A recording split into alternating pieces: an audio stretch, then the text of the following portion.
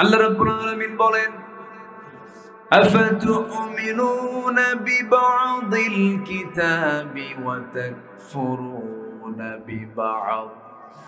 তুমি কিতাবের কিছু অংশ মানবে আর কিছু অংশ মানবে না, তা হবে না, তোমাকে পুরোপুরি মানতে হবে।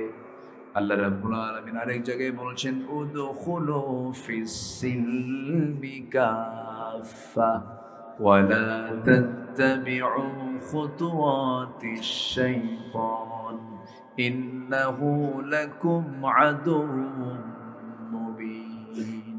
জোরে বলুন আল্লাহু আকবার। ইসলামের ভিতরে পরিপূর্ণ দাখিল হয়ে যাও। আংশিক ঢুকবে না, তা হবে না, তোমাকে পরিপূর্ণরূপে দাখিল হতে হবে। আল্লাহ রাব্বুল আলামিন ইসলাম যে দিয়েছেন, আল্লাহ আমাকে দিয়েছেন, কেন দিয়েছেন? ইন্নাদ-দীনা ইনদাল্লাহিল ইসলাম। জোরে বলুন আল্লাহু আকবার।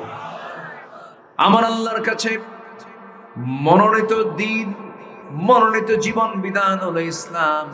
ইসলামটা আল্লাহর মনোনীত, এই জন্য ইসলাম নিয়ে কোনো কথা বলা যাবে না। ইসলাম যা বলবে আমাকে তাই বলতে হবে। ইসলামকে আমি চালাতে পারবো না, বরঞ্চ ইসলাম আমাকে চালাবে।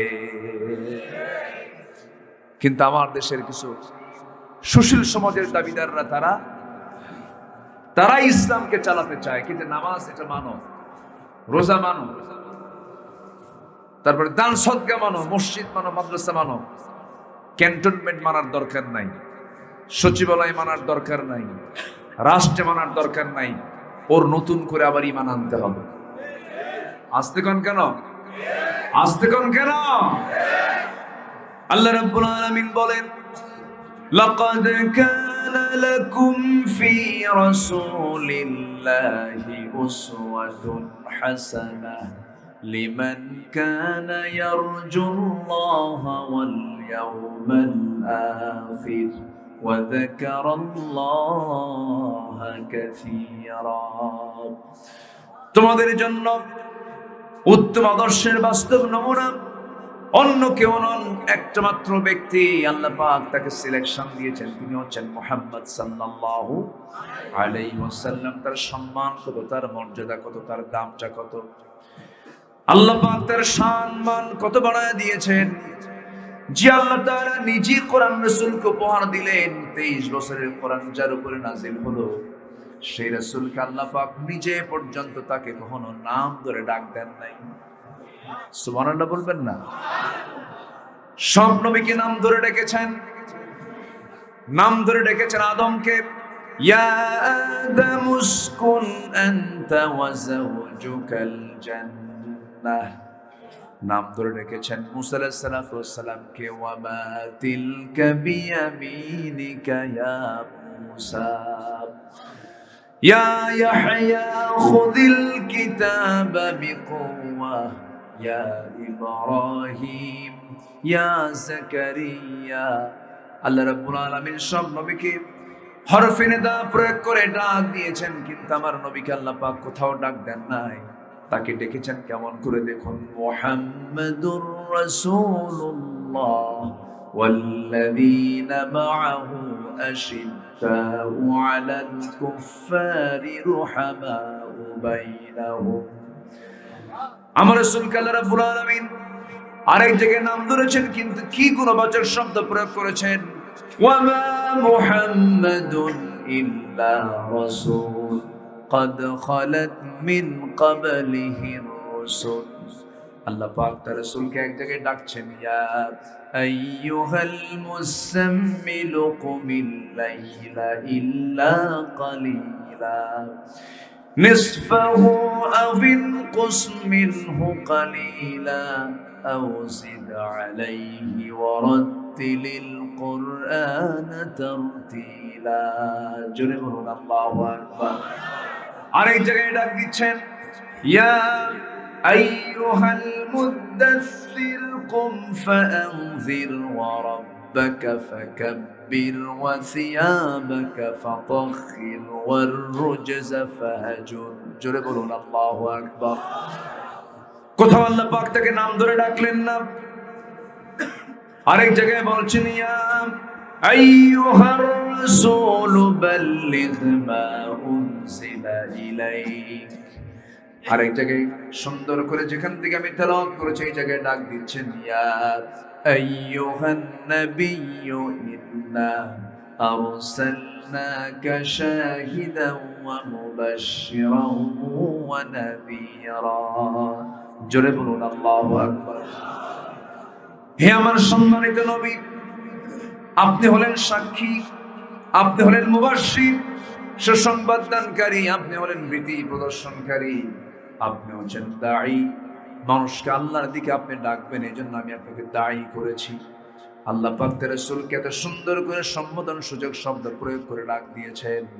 আমার বন্ধুগণ, সেই নবীর শান মানটা কত! আল্লাহ বলছেন চরিত্র খোঁজার জন্য কারো কাছে যাওয়ার দরকার নাই। চরিত্র খোঁজার জন্য একজন ব্যক্তির জীবনটা দেখো, তিনি হচ্ছেন আমার রাসূল মুহাম্মদ সাল্লাল্লাহু আলাইহি ওয়াসাল্লাম। সেই নবীর জীবন থেকে আমরা আজকে 15টা আদর্শ শিখে যাব। কয়টা আদর্শ বলেন? 15টা আদর্শ শিখে যাব। সবাই রাজি আছেন তো? একটাও কি বলেছি নাকি? একটাও কি বলেছি? তাহলে আমার কথায় একটু সময় দিতে হবে। কারো কোনো কষ্ট নাই তো? জোরে বলি ইনশাআল্লাহ। আমার বন্ধুগণ, আমার নবীর মর্যাদা কত! এই দুনিয়াতে আমার নবীজি যে সময় দুনিয়াতে আসেন সেই সময় আরবের অবস্থা খুব নাজুক ছিল, চরিত্রে কোনো মান ছিল না। আমার নবীজি যখন পৃথিবীর জমিনে আসেন অসহায়ের দুনিয়াতে তিনি আসছিলেন, কারণ তার জন্মের পূর্বে বাপটা চলে গেছে। আমার নবীর সম্মান মর্যাদা কত একটু বোঝানোর জন্য একটা লাইন বলি, মূল আলোচনার দিকে আস্তে আস্তে চলে যাচ্ছি। আমার নবীজির যখন জন্ম হয়, জন্মের আগে বাপ চলে গেছে, জন্মের 5 বছর পরে মা চলে গেছে। আমার নবীজি ভূমিষ্ঠ যখন হলেন, আমেনা আমার নবীজির মা আমেনা তার সন্তানকে কোলে নিতে পারেন না, বারবার চেষ্টা করেন কোলে নেবার জন্য, পারেন না। কারণ সন্তানের চেহারা দেখলেই বারবার স্বামীর কথা মনে হয়ে যায়। কারণ সন্তান ভূমিষ্ঠ হওয়ার পরে সন্তান মা ওই সন্তানকে কোলে দেওয়ার জন্য সর্বোত্তম চেষ্টা করেন, আমার স্বামীর হাতে আগে সন্তানটা উঠায় দেব। সেই সন্তান কোলে নেওয়ার মানুষ নাই। স্বামী আজ থেকে 6 মাস আগে দুনিয়া থেকে বিদায় নিয়েছেন। সন্তান দেখা মাত্রই তিনি হাওমাও করে কাঁদেন। আমার নবীর আপন চাচা আবু তালেব যদিও কাফের ছিলেন, কিন্তু ভদ্র কাফের ছিলেন, নবীর বিরুদ্ধাচরণ করেন নাই, বরঞ্চ নবীর বিরুদ্ধে কি অবস্থান নিলে পরে তার বিরুদ্ধে তিনি দাঁড়িয়ে যেতেন, কিন্তু তার মধ্যে কোনো ঈমান ছিল না। সে আবু তালেব একদিন বলছেন, ভাতিজা মোহাম্মদ, তুমি তো আজকে আল্লাহর নবী হয়েছ, তোমার বাল্য জীবনের একটা স্মৃতিচারণ করতে চাই। আমি তোমাকে বলতে চাই ঘটনা কতটুকু সত্য, আমি তোমার কাছ থেকে জানতে চাই। আমার রাসূল বললেন, চাচা কি শুনতে চান বলেন। ও ভাতিজা মোহাম্মদ,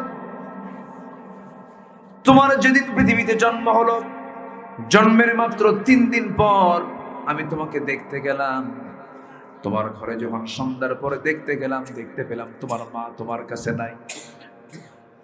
তোমার মা তোমাকে ছাড়া হাওমাও করে কান্দে, স্বামীর কথা মনে করে বারবার অস্থিরতা চিত্ততা নিয়ে কান্নাকাটি করে, কান্নায় ভেঙে পড়ে, তোমার পাশে সময় দিতে পারে না। আমি নিজের চোখে তোমাকে দেখতে গিয়ে দেখি তোমাকে তোমার মা চাঁদনি রাতে আকাশের নিচে শোয়া রেখেছে। আমি দেখতে পেলাম সেই রাতে তুমি যখন একাকী যখন চাঁদের দিকে তাকায় আসো, সেই চাঁদের দিকে তাকায় যখন তোমার বাম হাতটা ডান দিকে নাও, আকাশের চাঁদটা সঙ্গে সঙ্গে ডান দিকে যায়। তোমার হাতটা যখন বাম দিকে নাও, আকাশের চাঁদটাও বাম দিকে চলে যায়। যখন তুমি তোমার 2 হাতটা দিয়ে যখন নিচের দিকে হাতটা টেনে আনো, চাঁদটাও তোমার সঙ্গে সঙ্গে হাতের সঙ্গে সঙ্গে চাঁদটাও নিচের দিকে নেমে আসে। ভাতিজা মোহাম্মদ কতটুকু সত্য বলো তো? সঙ্গে সঙ্গে আমার রাসূল বলছেন, চাচা আপনি যা দেখেছেন মিথ্যা কিছু দেখান নাই, সত্যই দেখেছেন। আমার মা যখন আমার কাছ থেকে দূরে দূরে থাকেন, আমাকে দেখলেই তার কান্না চলে আসে, দয়া মায়া চলে আসে, স্বামীর কথা মনে হয়ে যায়। এই জন্য আমার মা যেহেতু আমাকে সময় দিতে পারছেন না, সেই জন্য আল্লাহ রাব্বুল আলামিন আমার জন্য আকাশের চাঁদটা আমার জন্য সেই কয়েকদিনের জন্য খেলনা বানায় দিয়েছিলেন। জোরে বলি সুবহানাল্লাহ, আরো জোরে সুবহানাল্লাহ। এক কথা, আমার নবীর পরিচয়টা কি আমরা সবাই জেনে, আমার আল্লাহর পরিচয় নিয়ে একটা আয়াত আছে, সবাই বলুন, ঠোঁট মিলিয়ে বলুন, আলহামদুলিল্লাহি রাব্বিল আলামিন। সবাই বলুন আলহামদুলিল্লাহি রাব্বিল আলামিন। আর আমার নবীর পরিচয় হলো ওয়ামা আরসালনাকা ইল্লা রাহমাতাল লিল আলামিন। জিকির করুন লা ইলাহা ইল্লাল্লাহ, আরো জোরে লা ইলাহা।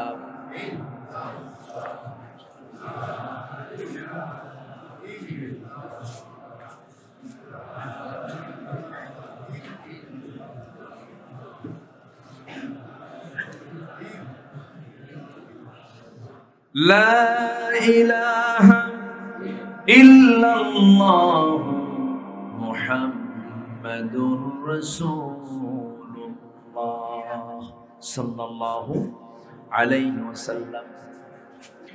সেই নবীর লাইফ থেকে, সেই নবীর জীবন থেকে আমরা 15টা আদর্শ আমরা আজকে খুঁজে বের করতে চাই কোরআনের আলোকে।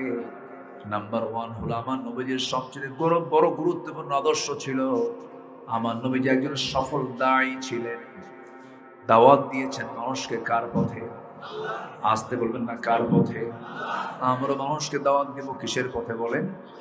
কিন্তু চার দোকানে গিয়ে মাঝে মাঝে দেখা যায় আজকে মুসলমান দাওয়াত দেয় বিড়ি খাওয়ার জন্য।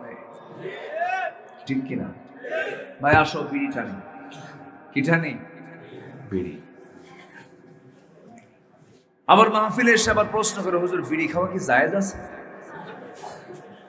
উনি জায়েজের চেষ্টায় থাকেন যে বিড়িটাকে কেমনে জায়েজ করা যায়। এত খাওয়া খায় এই জাতীয়, ওরে বাপরা, বাপরে বাপ। আমার তো মনে হয় 90% মুসলমান বিড়ি খায়। আমি কি ভুল বলছি? বিড়ির দাম আজ পর্যন্ত কোনোদিন কমেছিল? 53টা বাজেট পেশ হয়েছে, প্রত্যেকটা বাজেটে কোনো কিছুর দাম না বাড়লেও বিড়ির দাম বাড়াইছে কিন্তু অর্থমন্ত্রী। কিন্তু যারা বিড়ি খায় তারা বলে, তুমি কি বাড়াবা না কমাবা ওগুলো আমার দেখি না, কত বাড়াবা, প্রয়োজনে বাড়ি বেচবো তারপরে খাবো, খাওয়া ছাড়বো। আছে না নাই? প্রয়োজনে বাড়ি বেচে খাবো। আল্লাহ তুমি সকল নেশা থেকে এই জাতিকে হেফাজত করো। জোরে বলি আমিন, আরো জোরে আমিন। কোন নেশার দিকে আমরা যাব না। আমাদের সার্বক্ষণিক মাথায় রাখতে হবে, যখন তখন মালাকুল মউত আমার দোরগোড়ায় হাজির হয়ে যাবে, জান কবজ হয়ে যাবে। আমাকে চেষ্টা করতে হবে আমাকে সবসময় ওযুর উপরে থাকার জন্য, কারণ আমার তো এই জীবনটা আসল জীবন নয়। চিরস্থায়ী জীবন পড়ে আছে, ইহকালে না পরকালে? ইহকালে না পরকালে? পরকালে। সেই পরকালের জিন্দেগির জন্য আমাকে আপনাকে প্রিপারেশন নিতে হবে, রাসূলের সুন্নাহগুলোকে ফলো করতে হবে। আমরা দাওয়াত দেব, রাসূলের প্রথম কাজ ছিল হলো দাওয়াত দেওয়া। আমরাও দাওয়াতি কাজ করব। জোরে বলি ইনশাআল্লাহ। আল্লাহ রাব্বুল আলামিন বলেন, উদউ ইলা সাবিলি রাব্বিকা বিল হিকমাতি ওয়াল মাউইযাতিল হাসানাহ ওয়াজাদিলহুম বিল্লাতী হিয়া আহসান ইন্না রাব্বাকা হুয়া আ'লামু বিমান দাল্লা আন সাবিলিহি ওয়া হুয়া আ'লামু বিল মুহতাদিন। জোরে বলুন আল্লাহু আকবার। সূরাতুন নাহল আয়াত নম্বর 125। আল্লাহ রাব্বুল আলামিন রাসূলকে বলেন, হে রাসূল, আপনি দাওয়াত দিন মানুষকে কার পথে? আসতে বলবেন না, কার পথে? অতএব দাওয়াত দেব আমরা কোনো পথে নয়, বাবার পথেও নয়, স্বামীর পথে নয়, নেতার পথে নয়। আমরা দাওয়াত দেব সবাইকে একমাত্র কার পথে? কার পথে? যে নেতা যুবক তোমার হাতে মদের বোতল তুলে দেবে, যে নেতা তোমার হাতে অস্ত্র তুলে দেবে, ইয়াবা তুলে দেবে, যে নেতা তোমার হাতে চাঁদাবাজি করার জন্য তোমার হাতে অস্ত্র তুলে দেবে, যে নেতা তোমার নামাজের জন্য খবর রাখবে না, যে নেতা তোমাকে পরকালের ভয় দেখাবে না, যে নেতা তোমার চরিত্র নষ্ট করার জন্য হাজারো চেষ্টা চালাবে, আর সময় নাই। ওই সমস্ত নেতৃত্বের মুখে আমরা জুতা মারি, থুতু মারি, আর দেখতে চাই না। তোমার সামনে যখনই আসবে, বিভিন্ন ওসিলা নিয়ে যখন আসবে যে ভাই আমরা এই উন্নয়ন করতে চাই, এই সংস্কার করতে চাই, শুধু একটা কথা বলে দিবেন, তুমি আল্লাহর গোলাম, আল্লাহর বান্দা, তুমি কি চাও? কোরআন চাও না দুনিয়া চাও? যদি কোরআন চাও ওয়েলকাম, যদি কোরআনকে না চাও জুতা পেটা করা দরকার। মুসলমান হয়ে ইসলাম মানবা না ধান্দাবাজি করো। ইসলাম আমরা সব জায়গায় দেখতে চাই, ঠিক কিনা বলেন? ঠিক কিনা? সবাই রাজি আছেন তো? এই জন্য সবার আগে এক নম্বর হলো দাওয়াতি কাজ। দাওয়াত দিতে হবে। আমার রাসূল দাওয়াত দিয়েছেন আগে বাহিরে না ভিতরে? বলেন, প্রথম দাওয়াত দিয়েছেন বাহিরে না ভিতরে? ভিতরে। আমার নবীজি জাবালে নূরে ছিলেন, সে গারে হেরার ভিতরে 5টা বছর তিনি ধ্যানমগ্ন ছিলেন। আমার নবীর কাছে 5 বছর পর ওহী নাযিল হলো। আমার নবী ওহীর কার্যক্রম নিয়ে কাঁপতে কাঁপতে বাড়ির দিকে চলে গেলেন। বাড়িতে গিয়ে বললেন, খাদিজা, লাকাদ খাশিতু আলা নাফসি, আমি আমার জীবনের সঙ্গীতে মনে হয় বাঁচবো না, দুনিয়া থেকে বিদায় নিয়ে নেব, মরে যাব। আম্মা জান খাদিজা রাদিয়াল্লাহু তাআলা আনহা বলছেন, আমার স্বামী গো, আপনি কি চিন্তা করেন? আপনি তো এমন কোন মানুষ নন যে আপনি কারো ক্ষতি করেছেন। আপনি বিধবার পাশে দাঁড়ান, আপনি এতিমের পাশে দাঁড়ান, অসহায়ের পাশে আপনি সুন্দর করে দাঁড়িয়ে যান। খেদমতের জন্য আপনার দিল সর্বক্ষণ কাঁদে। আপনার কোনো ক্ষতি পৃথিবীর কেউ করতে পারবে আমার তা মনে হয় না। আপনি কোনো চিন্তা করবেন না, আপনি কোনো টেনশন করবেন না। আমার নবীজি বলছেন, আমার খাদিজা, ঠিক আছে তুমি আমাকে আশ্বস্ত করছো, ভালো কথা, কিন্তু এই 14 বছর 15 বছর তোমার সঙ্গে আমার যে দাম্পত্যময় জীবন চালিয়েছি, এতদিন পরিচয় ছিল আমি তোমার স্বামী, তুমি আমার বউ স্ত্রী, হয় এতটুকুই পরিচয় শেষ। আজকে আমার একটা নতুন পরিচয় আমি পেয়ে গেছি, আমি হলাম সর্বশেষ পয়গম্বর মুহাম্মদ সাল্লাল্লাহু আলাইহি ওয়াসাল্লাম।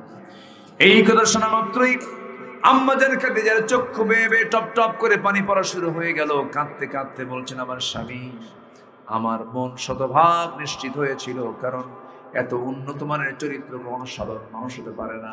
আপনি যে আল্লাহর নবী হবেন এটা 100% সত্য। জোরে বলি সুবহানাল্লাহ। আমার বন্ধুগণ, নবীজির হাতে বায়াত নিয়ে আম্মা জান খাদিজা বলে ফেললেন, আশহাদু আল্লা ইলাহা ইল্লাল্লাহু ওয়াহদাহু লা শারীকা লাহু ওয়া আশহাদু আন্না মুহাম্মাদান আবদুহু ওয়া রাসূলুহু। হেদায়েতের মালিক কে? আসতে বলবেন, হেদায়েতের মালিক কে? আপনি চাইলে কি কাউকে হেদায়েত দিতে পারবেন নাকি? আমার নবীজিও পারেন নাই। আমার নবীজি স্ত্রীকে কালিমা পড়াইয়া দিলেন, সফল হলেন। এবার চলে গেছেন ছেলের দিকে, এবার চলে গেছেন ছোট্ট শিশুর দিকে। আলীকে গিয়ে বলছেন, আলী, তুমি তো ছোট মানুষ, আমি আল্লাহর নবী, তোমার কি বিশ্বাস হয় নাকি?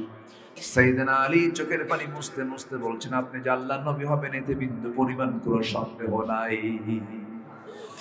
আমার নবীজি কালিমার দাওয়াত নিয়ে চলে গেলেন।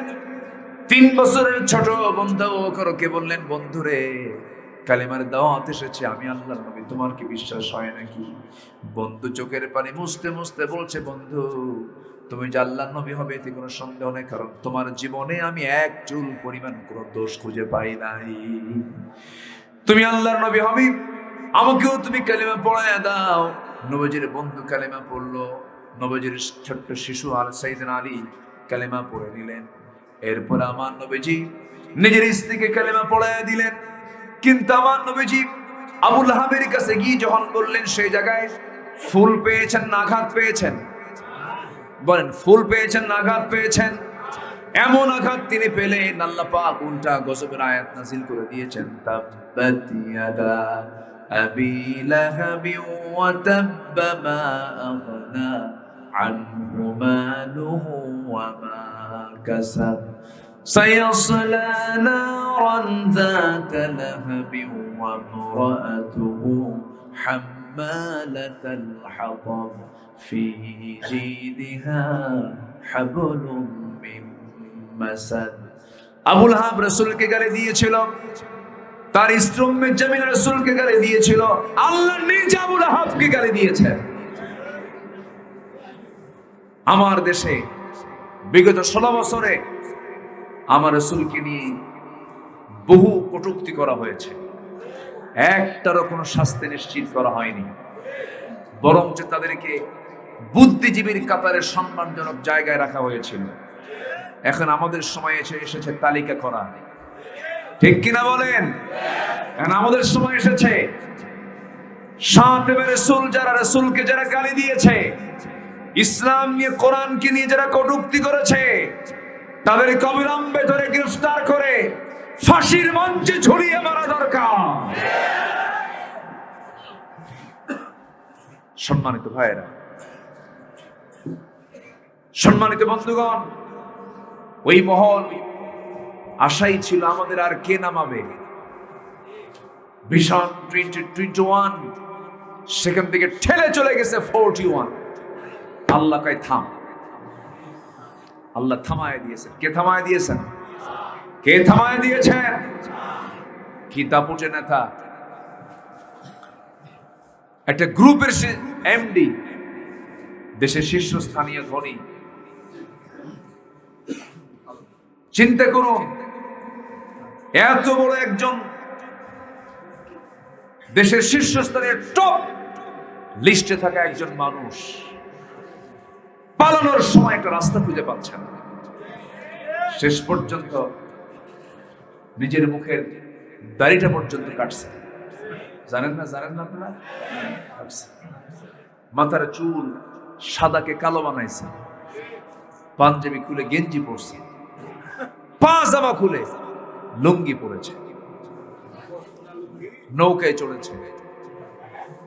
বন্ধু একখান নিয়ে যখন নৌকায় চড়ছে, নৌকার ভেড়ে না, কোস্টগার্ড এসে আইনমন্ত্রীকে ধরে বলে, স্যার চিনছি আপনাকে, চলেন এখন থানায় যাই।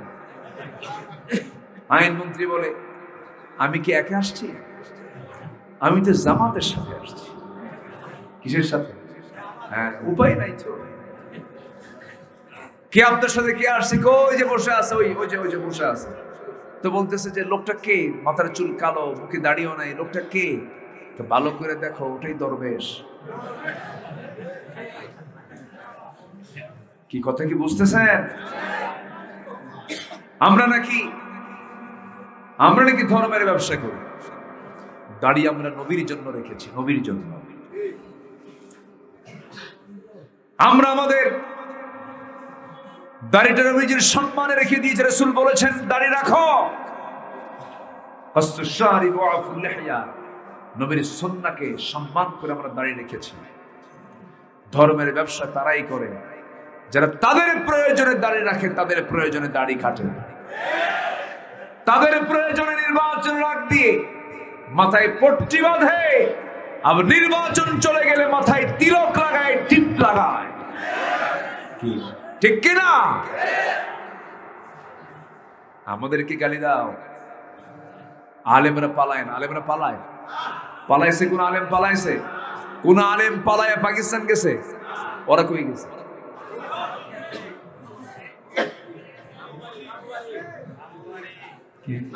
মন খারাপ করছেন? সম্মানিত ভাইয়েরা, সম্মানিত বন্ধুগণ, আরেক বদমাইশ বিচারপতি শামসুদ্দিন, কালা কোয়েন না, কালা তো আল্লাহ বানাচ্ছে, ঠিক আছে না? কালা মানিক না বলি, মানিক, ও বাঁচার জন্য চলে গেল হলো সিলেট।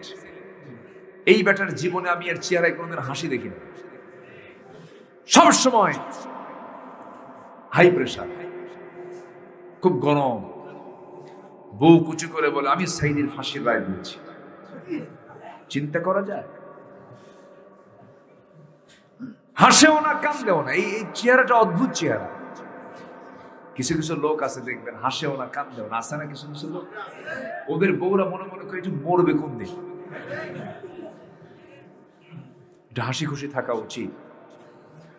তো ধরা পড়লো সিলেট গিয়া, থাকার জায়গা নেই, কলা পাতায় শিল শুয়ে।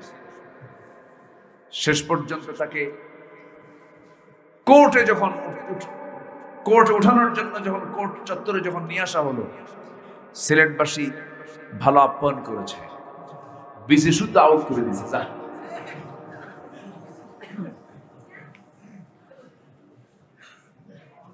আরেকজন মানিক, জাহাঙ্গীরনগর ইউনিভার্সিটির এক কুখ্যাত ছাত্র নামের কলঙ্ক, ধর্ষক। সে 100টা নারীর জীবন ধ্বংস করে ক্যাম্পাসে সে এসে সাংবাদিকদের ডাক দিয়ে মিষ্টি বিতরণ করেছিল। এই সমস্ত কুলাঙ্গারদের ঝুলায় বেঁধে রক্ত মাংস হাড় হাড্ডি কুত্তা বিলাই দিয়ে খাওয়ানো দরকার ছিল। অনেক কিছু করেছে এরা। চিন্তা করুন, আল্লামা সাঈদীকে চিকিৎসার নামে 13 আগস্ট ধরে নিন জেলখানা, একটা জটিল জায়গা, সেখানে থাকলেন। ভালোই ছিল, কোনোদিন উনি কাঁদেন নাই। ওনার সঙ্গে আমার জীবনের প্রথম হজের সফর হয়েছিল 2009 সাল, ফার্স্ট, আর ওনার জীবনের লাস্ট। ওই সময় ট্রাইব্যুনাল গঠন হচ্ছে, মামলা হচ্ছে। ওনাকে বলা হলো, হুজুর আপনি দেশে না যাওয়াই ভালো হবে। উনি মুস্কি হাসি মেরে বললেন যে আমার জনগণ, আমার দেশের মানুষ নির্যাতিত থাকবে আর আমি প্রবাস জীবনে আরামে থাকবো, এই শিক্ষা রাসূল আমাকে দেন নাই। আল্লাহু আকবার বলবেন না? উনি কারাবরণ করতে হবে এটা মাথায় নিয়েই তিনি দেশে ঢুকেছেন। ইচ্ছা করলে তিনি ওখানে থেকে যেতে পারতেন। চিকিৎসার নামে 2023-এর 13 আগস্ট তাকে হসপিটালে ভর্তি করা হলো জোরপূর্বক।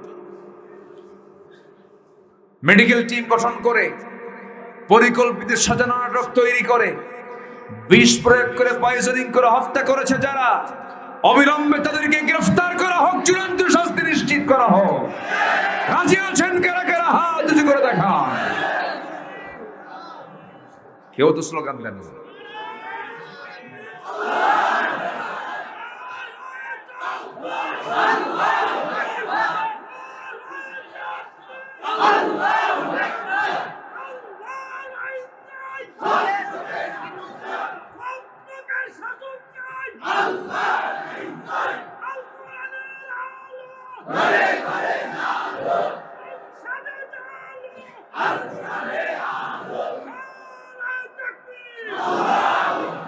আল্লাহ কবুল করুন, জোরে বলি আমিন।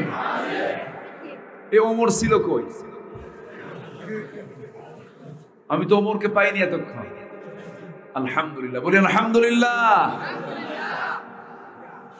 আমি কি শেষ করে দেব?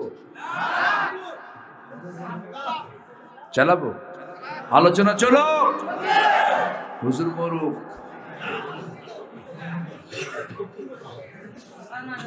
জি, আমাদের ছাড়ে না মানুষ। আব্দুল সবুর খান মামা কোথায়? পাশে আছে। জি, ওনার ছেলে হাফেজে কোরআন হয়েছে, বলি আলহামদুলিল্লাহ। হাফেজের বাপ হন, কপাল খুলে যাবে। আলেমের বাবা হন, কপাল খুলে যাবে। ভাগ্যবান আপনি।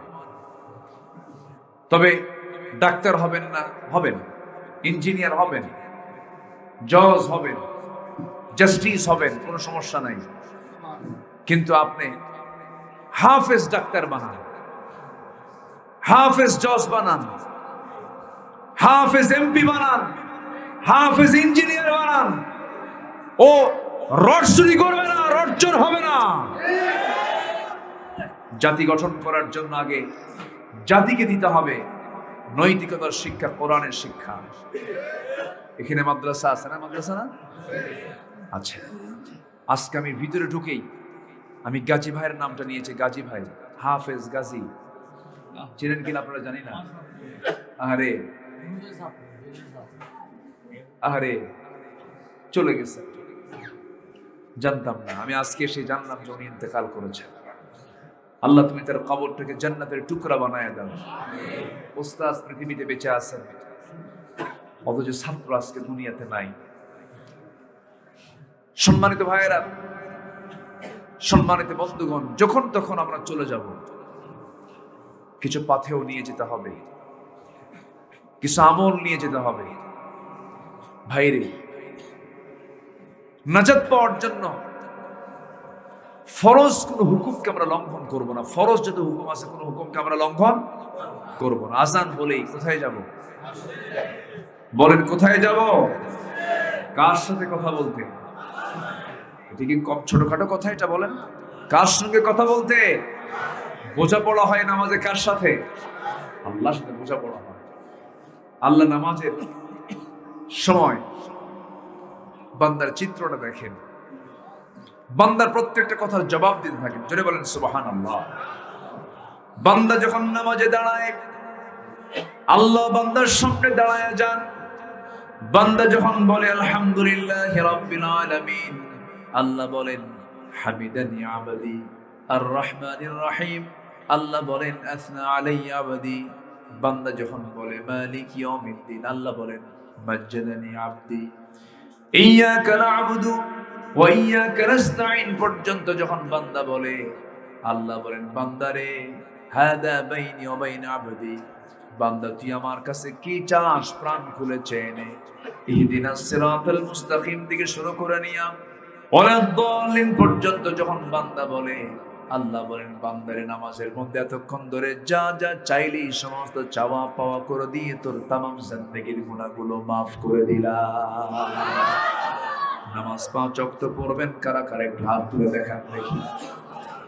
জোরে বলি ইয়া আল্লাহ, ইয়া রহমান, আমাদেরকে 5 ওয়াক্ত সালাত আদায় করার তৌফিক তুমি আল্লাহ দিয়ে দাও।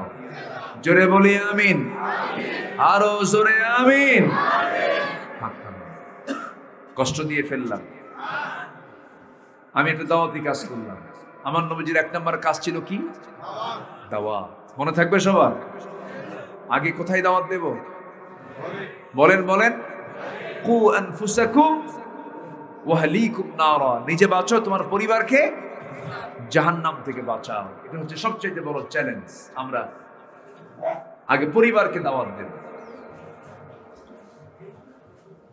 অনেকের দেখবেন নিজে নামাজ পড়ে, বউটা নামাজ পড়ে না, আছে না?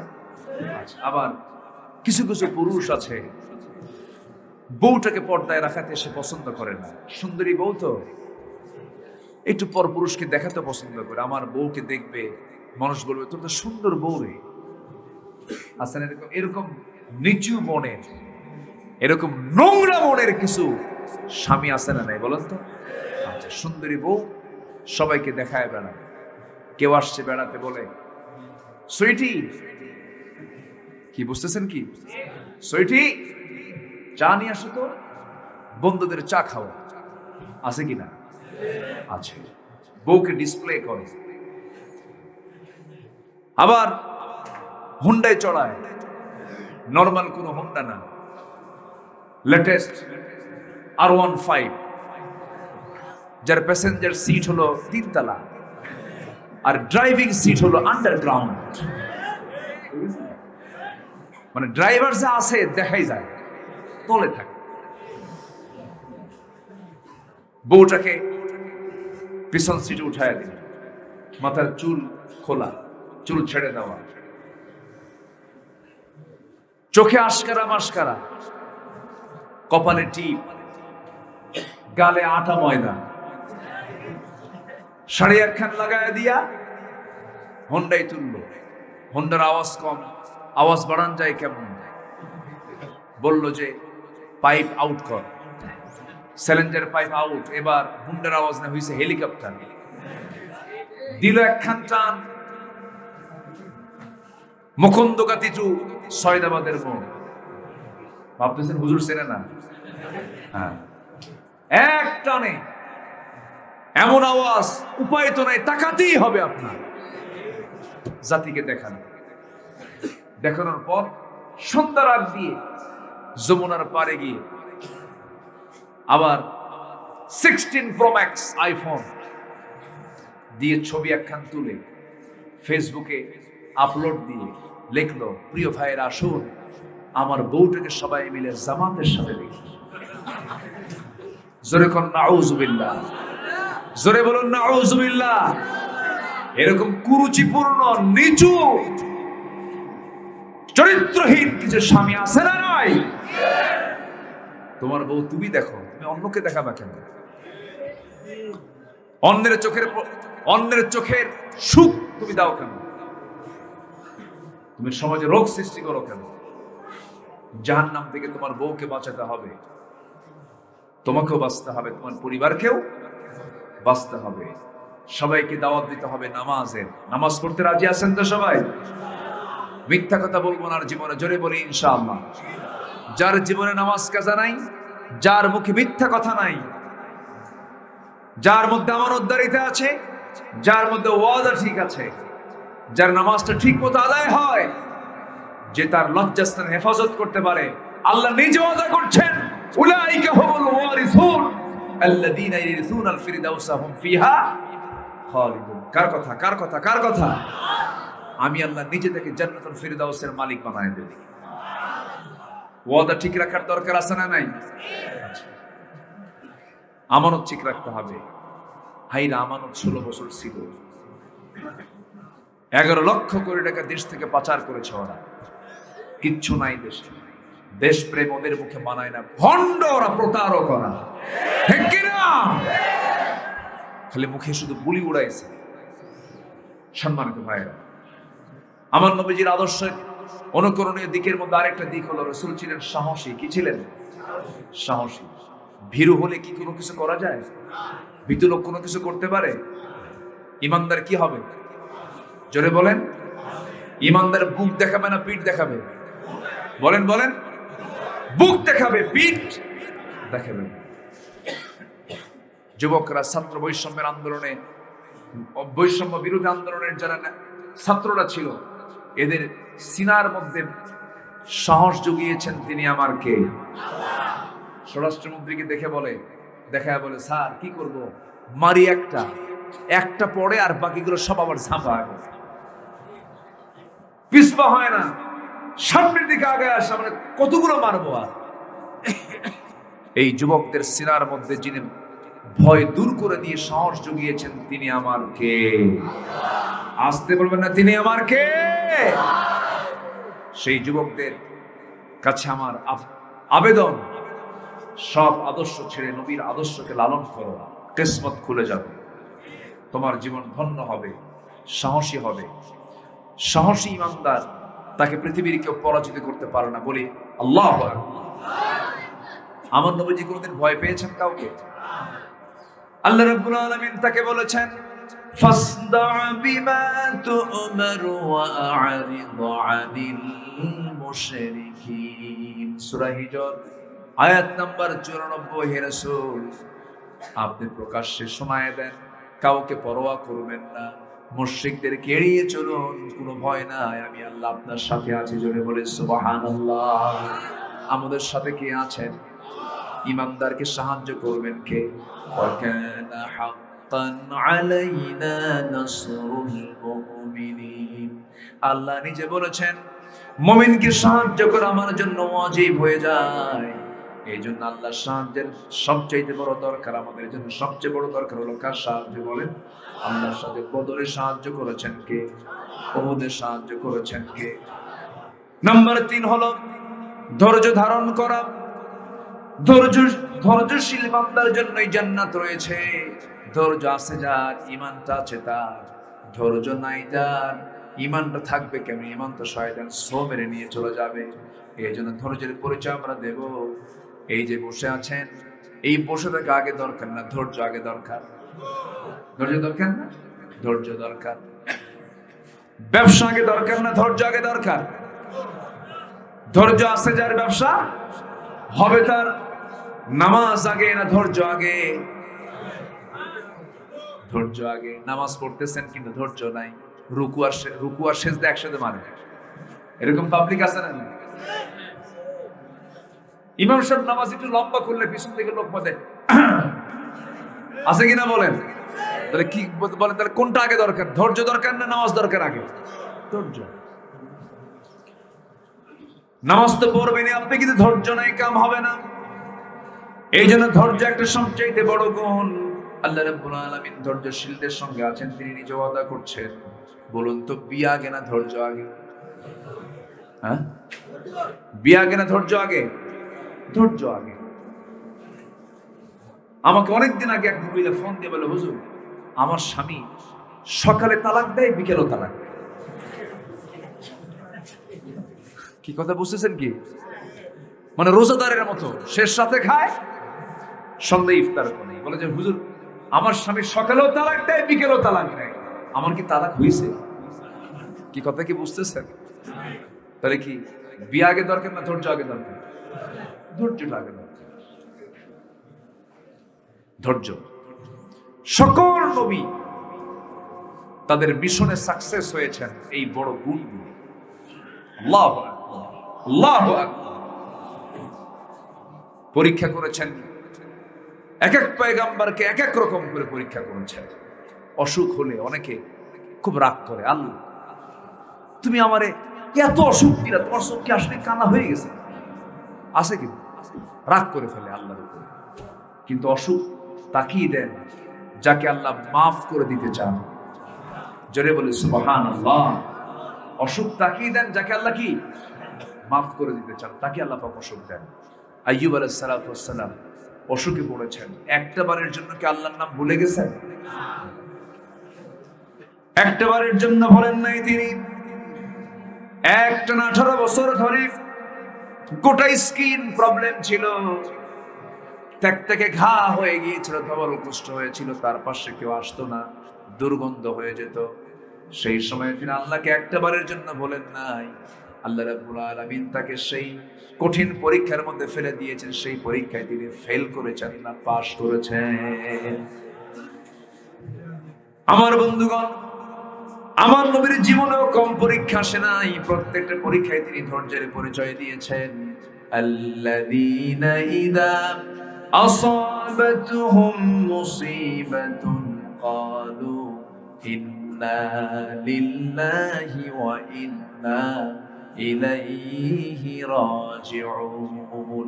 জোরে বলুন আল্লাহু আকবার। যখন কোনো বিপদ আসবে, মুসিবত আসবে, সম্পূর্ণ ভরসা করবে কার উপরে? আল্লাহর উপরে ভরসা করবে। আমার বন্ধুগণ, ধৈর্যের পরিচয় আমরা দেব। নাম্বার 4 হলো পরিবারের প্রতি দায়িত্বশীলতা। আমার নবী পরিবারকে সময় দিয়েছেন, পরিবারের প্রতি দায়িত্বশীল ছিলেন। নবীর মেয়ে ছিল না ছেলে ছিল? বলেন, তিনি মেয়ের বাপ না ছেলেদের বাপ? বলেন বলেন, মেয়ের বাপ। কয়টা মেয়ে বলেন? আসতে বলবেন না। কয়টা মেয়ে? একটা নয়, দুইটা নয়, তিনটা নয়, চারটা। রুকাইয়া, যায়নাব, কুলসুম, ফাতেমা সর্বকনিষ্ঠ ছিলেন। ফাতেমা তাকে রাসূল বেশি ভালোবাসতেন। 4টা মেয়ে ছিল তার। সেই যুগে, যে যুগে নারীর কোনো মূল্যায়ন ছিল না, নারীর কোনো দাম ছিল না, জীবন্ত পুত্র হত্যা করত, সেই যুগে আমার নবীজি বলে ফেললেন, যার ঘরে 3টা মেয়ে আছে তার জন্য 3টা পৃথক জান্নাত। জোরে বলি সুবহানাল্লাহ। আমার নবীজি মেয়েদের বাপ ছিলেন। আমার বন্ধুগণ, আমার নবীজি মেয়ে ফাতিমাকে বিয়ে দেওয়ার মেয়েকে স্বামীর ঘরে পাঠায় দেওয়ার পরেও, মেয়েকে বিয়ে দেওয়ার পরে আমার নবীজি মেয়েদেরকে বলেন নাই, আমার নবীজি 3 দিন পার হতে দিতেন না। জামাই বাড়ি গিয়ে মেয়েকে দেখে আসতেন, আমার নবীজি মেয়েকে বিয়ে দিয়ে তার চোখের পানি ফুরাতো না, তিনি কাঁদতেন সন্তানের জন্য, খুব মহব্বত করতেন। ফাতিমা রাদিয়াল্লাহু আনহা কি আমার নবীজি 3 দিন পার হলেই তিনি অস্থির হয়ে যেতেন, আমার ফাতিমা কোথায়, ফাতিমাকে দেখতে যাব। এই পরিবারের প্রতি যে অ্যাট্রাকশনে আকর্ষণ শিখিয়েছেন মুহাম্মদ সাল্লাল্লাহু আলাইহি ওয়াসাল্লাম। আমার নবীজি মেয়ে ফাতিমাকে বিয়ে দিয়েছেন ধনীর সাথে না গরিবের সাথে? বলেন বলেন বলেন বলেন। আবার কুলসুম রাদিয়াল্লাহু আনহাকে বিয়ে দিয়েছেন কার সাথে? ধনীর সাথে। দেখেন একই পরিবারে একজন গরিব আরেকজন কি ধনী, কিন্তু ইচ্ছা করলে তো ওসমান জিন্নুরাইন তার ভাইরাকে দিতে পারতেন। পাখির মধ্যে পায়রা, ভাইয়ের মধ্যে কি আছে নাকি এই কথা এলাকা? পাখির মধ্যে পায়রা, ভাইয়ের মধ্যে ভাইরা। নিজের ভাইয়ের সঙ্গে মাল না মিল থাকলেও ভাইরা ভাইরা মিল থাকে। কিন্তু দেখা গেল ওসমান জিন্নুরাইন কোনদিন তার ভাইরা সাইয়েদনা আলীকে কোনো কিছু দিতে পারতেন না। সাইয়েদনা আলী তার চিন্তা ছিল আমার গরিবই আমার জন্য গর্ব, আমি যে গরিব আছি এটা আমার জন্য ভালো, এটা আমার জন্য সহজ। একদিন ওসমান জিন্নুরাইন নবীর সামনে দাঁড়ায় কেঁদে কেঁদে বলছে, হুজুর একটা বিষয় কি, ইয়া রাসূলুল্লাহ, আমার মন চায় আমার সম্পদগুলো কমে যাক, আমি সম্পদ থেকে দূরে চলে আসি। আমার সম্পদ কেমনে কমে যায় এই আমলটা আপনি আমাকে শিখায় দেন। আজ পর্যন্ত আমি কোনো মানুষকে আমি পাই না যে লোকটা এসে বলে, হুজুর আপনি আমার জন্য দোয়া করেন সম্পদ যেন কমে। এরকম দোয়া কি কেউ চায় নাকি? কিন্তু এমন ধনী ওসমান যিনি বলছেন, ইয়া রাসূলুল্লাহ আপনি আমার জন্য দোয়া করেন আল্লাহ যেন আমার সম্পদ কমায় দেন। রাসূল বলছেন, ওসমান আমি তোমাকে একটা প্রশ্ন করব। কি প্রশ্ন? সেই প্রশ্ন হলো, তুমি যখন খেতে বসো তুমি কেমন করে খাও বলো তো, তোমার খাদ্যাভ্যাসটা কেমন? তিনি বলছেন, ইয়া রাসূলুল্লাহ আমি শুধু মাটিতে নয়, যদি আমি কোন আরোহণে চড়ে থাকি, কোন উটের পিঠেও চড়েছি, উট চলতেছে, খাওয়া দাওয়া করতেছি, সেই সময় যদি আমার হাত থেকে একটা দানাও যদি জমিনে পড়ে যায়, উটটাকে বসায় রেখে আমি নিচে নেমে সেই দানাটা বের করে ধুয়ে সেই দানাটা খেয়ে নিই, নষ্ট করি না। রাসূল বলেন, ওসমান তোমার সম্পদ তো কমবে না, বরং আরো ডাবল ডাবল হবে। জোরে বলি সুবহানাল্লাহ, আরো জোরে বলি সুবহানাল্লাহ। একজনকে বিয়ে দিয়েছেন ধনীর সাথে, আরেকজনকে বিয়ে দিলেন গরিবের সাথে। ধনী সাহাবীরাও ছিল। রাসূল বললেন, না না, আমার ফাতিমা আমি কি খুব ভালোবাসি, আমি আমার মেয়ের জন্য এমন একজন ছেলে, উপযুক্ত ছেলে চয়েস করেছি, যে হলো আসাদুল্লাহিল গালিব আলী। জোরে কোন সুবহানাল্লাহ। বিয়ে দিলেন, বিয়ে দেওয়ার পরে চলে গেলেন। মেয়েকে বললেন, মা স্বামীর ঘরে চলে যাও, মৃত্যুর দিন পর্যন্ত একটা কথা আমি তোমাকে বলতে চাই, সেটা হলো স্বামীর বিরুদ্ধে একটা দুর্নাম যেন আমার কানে না আসে, যাও। কিন্তু আজকের মেয়ের বাপরা যখন মেয়েকে বিয়ে দেয় এমন জাতীয় কথা বলে নাকি? মেয়েকে বিয়ে দিয়ে বলে, যা মা শ্বশুর বাড়ি যা, স্বামীর ঘরে যা, কোনো কিছু বললে শুধু ফোন দিবি, খাইয়া ফালাও। আছে না ভাই, আছে না ভাই? খালি খবর দিবি, খাইয়া ফালাও। সুখ হবে, সুখ হবে, সুখ হবে না।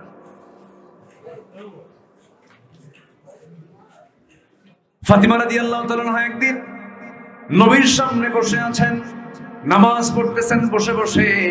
নামাজ শেষ হওয়ার পর রাসূল বললেন, ফাতিমা তুমি তো যুবতী মানুষ, বসে বসে নামাজ পড়ো কেন? সমর্থ আছে দাঁড়িয়ে থাকার, বসে থেকে নামাজ পড়া তো ঠিক না।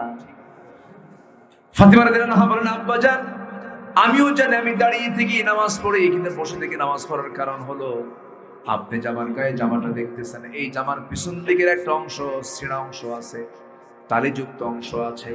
আমি যদি দাঁড়িয়ে দাঁড়িয়ে নামাজ পড়ি, তালিযুক্ত অংশের দিকে আপনার নজরটা চলে যাবে। আপনি আমার বাবা, আপনি যখন আমার গায়ের, আমার পরনে তালিযুক্ত ছেঁড়াযুক্ত কোনো কাপড় দেখবেন, আপনি মনে মনে চিন্তা করতেই পারেন, আহারে আমার জামাই আলী আমার মেয়েকে কাপড়ে কষ্ট দেয়। এতটুকু দোষ আপনার সামনে আমার সামনে প্রকাশ হয়ে যায়, এটা চাই নাই মনে করে আমি আপনার সামনে বসে বসে নামাজ পড়ি। যেরকম সুবহানাল্লাহ। এই আদবগুলো থাকার দরকার আছে না নাই বলেন? আছে। আমার নবীজি মেয়েকে বিয়ে দিলেন, কিছুদিন পর আসলেন নবীর কাছে, এসে বলছে, আব্বাজান আপনি তো রাষ্ট্রপতি, অনেক লোকজন আপনার আছে, আমি কাঁচা ঘরে থাকি, ফ্লোরটা কাঁচা, আমার কাপড় চোপড় মেখে যায় ঘন ঘন, সন্তান দুইটা আছে, আপনার নাতি দুইটা আছে ছোট ছোট, একা করতে পারি না, দেখুন তো একটা খাদেম দেওয়া যায় নাকি? রাসূল আস্তে করে ডাক দিয়ে বলছেন, ও আমার মেয়ে ফাতিমা, আমার জামা আমি ধুয়ে ফেলি, আমার ঘর আমি পরিষ্কার করে ফেলি, আমার কাজ আমি নিজেই কাজে বিশ্বাসী, আমি অন্য কোনো লোক রাখি না। আমার কলিজার টুকরা মেয়ে, তোমার জন্য কোনো কাজের মানুষের প্রয়োজন আমি মনে করছি না, আমি তোমাকে একটা আমল শিখায় দেই। সুবহানাল্লাহ, আলহামদুলিল্লাহ, আল্লাহু আকবার 33 বার বলবে, আমার আল্লাহ সমস্ত কাজের জিম্মাদার তোমার হয়ে যাবেন। জোরে কোন সুবহানাল্লাহ। আমার বন্ধুগণ, পরিবারের প্রতি কি দায়িত্বশীল তার মধ্যে ছিল, কি দায়িত্বশীলতা ছিল। নাম্বার 4 চলে গেল, নাম্বার 5 আমানতদারিতা।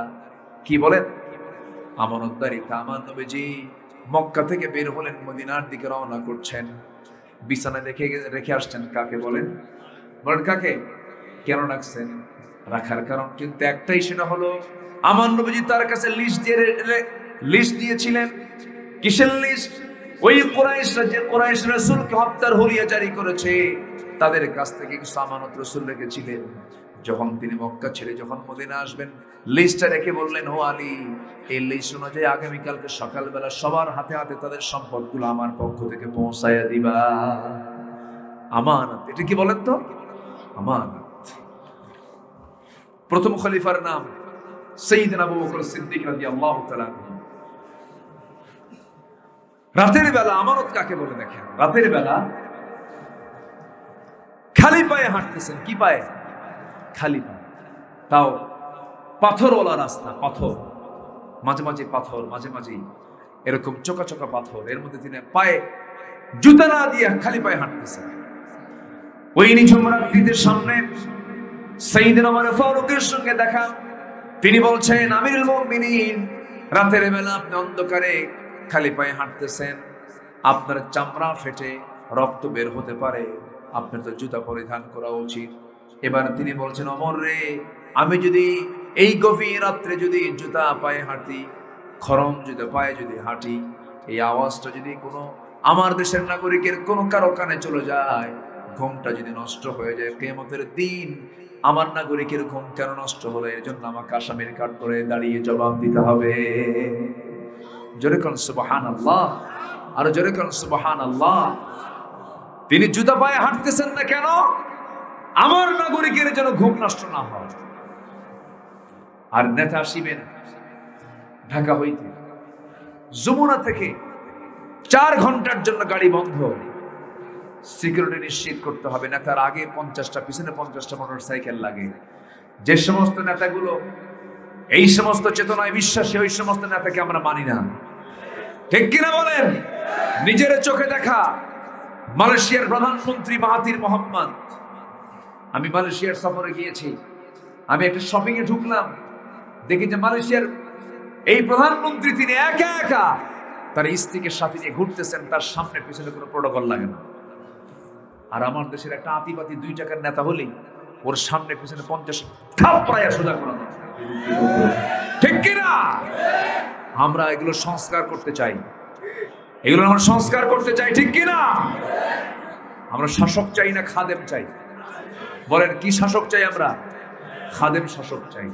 নেতা চাই আমরা চোর নেতা না খাদেম নেতা? খাদেম নেতা আমরা চাই। জোরে বলি ইনশাআল্লাহ, আর জোরে বলি ইনশাআল্লাহ। সাইয়্যিদনা আবু বকর সিদ্দিক রাদিয়াল্লাহু তাআলা আনহু, তার প্রতিবেশী ছিল এক বুড়ি মহিলা। কি মহিলা? বুড়ি মহিলা। তার স্বামীও নাই, ছেলেও নাই, মেয়েও নাই, দেখার কেউ নাই। উনি প্রত্যেক রাত্রিতে রাষ্ট্রের কাজ শেষ করে বাড়িতে এসে ঘুমাবেন কখন, ওই মহিলার বাড়িতে ঢুকতেন, সেবা শুশ্রূষা করে কাপড় চোপড় ধুয়ে খাবার টাবার প্রস্তুত করে এরপরে তিনি আসতেন। এটা প্রত্যেক রাতের তার ডিউটি ছিল। সাইয়্যিদনা ওমর ফারুক একদিন তার খেদমত করার জন্য আসছেন, এসে ডাক দিলেন, বুড়িমা দরজা খুলেন, আমি আপনার খেদমতের জন্য আসছি। আজকে আমার খেদমতের দরকার নাই। কেন? একজন খেদমত করে চলে গেছে। উনি জানতেন না খেদমতটা করে কে। পরপর 3 রাত তিনি পাহারা দিলেন, কে খেদমত করতে আসে। 2 দিন খুঁজে পান নাই। 3য় দিনে হঠাৎ করে দেখেন ঘরের মধ্যে কি যেন খালি পায়ে ঢুকলেন। উনি অপেক্ষা থাকলেন, আর চোখে একটা সাইড হয়ে রাখলেন, আড়াল করলেন নিজেকে। যখন ঘর থেকে সাইয়েদনা আবু বকর সিদ্দিক বের হলেন, বের হওয়া মাত্র চট করে পিছন থেকে হাত চেপে ধরেন, আপনি কে? তাকায় দেখেন প্রথম খলিফা আবু বকর সিদ্দিক রাদিয়াল্লাহু আনহু। ওমর ফারুক বলছেন, আমাদের তো কিছু কাজ করতে হবে, আমাদের তো কিছু চান্স দিতে হবে, সব কাজ আপনি করলে আপনি কেমনে বাঁচবেন? প্রথম খলিফা বলছেন, ওমর, আমার আমলনামা আমার কাছে যাবে, তোমার আমলনামা তোমার কাছে যাবে, আমাকে আমার কাছ থেকে তুমি আমাকে দূরে ঠেলে দিও না। সুবহানাল্লাহ বলবেন না? একটানা 2 বছর তিনি খেদমত করেছেন ওই মহিলা। তিনি ইন্তেকাল করলেন। ইন্তেকাল করার পরে ওই মহিলার খেদমত করবে কি? ওমর ফারুক রাদিয়াল্লাহু আনহু সেই বাড়িতে চলে গেলেন, দরজায় নক করলেন, ভিতরে ঢুকলেন, খেদমত করলেন, খেদমত করে চলে আসলেন। কিন্তু মহিলা জানে না প্রথম খলিফা দুনিয়া থেকে বিদায় নিয়েছেন। সামনে তার খেজুর পরিবেশন করা, খেজুর খেতে নিয়েছেন। খেজুর খেতে নিয়ে ওই মহিলা বৃদ্ধা নারী যখন খেজুর খেতে নিয়েছেন, কামড় মেরেছেন, খেজুরের পিছুটা লেগে গেছে তার দাঁতের সাথে, তার মুখের সাথে লেগে গেছে। সঙ্গে সঙ্গে তিনি কান্নায় ভেঙে পড়ে বলছেন, বুঝতে পেরেছি আমার প্রথম খাদেম আবু বকর দুনিয়াতে নাই। খাদেম চেঞ্জ হয়ে গেছে, কারণ আমার আবু বকর যখন আমাকে খাবার দাবার প্রস্তুত করে দিতে আসতো, সে যখন আমার সামনে খেজুরগুলো ধুয়ে রাখতো, শুধু খেজুর ধুয়ে রাখতো না, খেজুরের বিচিগুলো সম্পূর্ণ ভিতর থেকে বের করে দিত, যেন আমি বুড়ি মানুষ, আমার খেতে যেন চুল পরিমাণ কষ্ট না হয়। জোরে বলে সুবহানাল্লাহ। এটার নাম হলো আমানতদারিতা, ন্যায় বিচার, ইনসাফ। জামান নবী থেকে শিক্ষা নিয়েছেন সাহাবীরা, আমরাও শিখবো। জোরে বলি ইনশাআল্লাহ। নাম্বার 6, এতিম নিকটাত্মীয় প্রতিবেশীর সঙ্গে সুন্দর আচরণ করা। নাম্বার 8, আল্লাহর বিধানের প্রতি শর্তহীন আনুগত্য করা। নাম্বার 9, আল্লাহর জন্য দ্বীনের কাছে কঠিন পরিস্থিতি সবর ধরা। নাম্বার 10, ইমানের পথে অবিচল থাকা। নাম্বার 11, আল্লাহর প্রতি তাওয়াক্কুল করা। নাম্বার 12, কাজে কর্মে পরামর্শ করা। নাম্বার 13, বিনয়ী হওয়া। নাম্বার 14, ক্ষমাশীল হওয়া। নাম্বার 15, কুফরের প্রতি কঠোর আর মুমিনের প্রতি উদার চিত্ততা নিয়ে চলা। এক কথায় সব শেষ করে দিলাম, 3টা বাজে।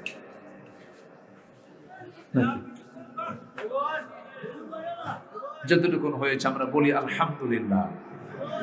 জোরে বলি আলহামদুলিল্লাহ, আরো জোরে আলহামদুলিল্লাহ। আমি আরো কথা না বাড়িয়ে অন্য মেহমানের সময় আমি কমিয়ে দিতে চাচ্ছি না। অন্য মেহমান,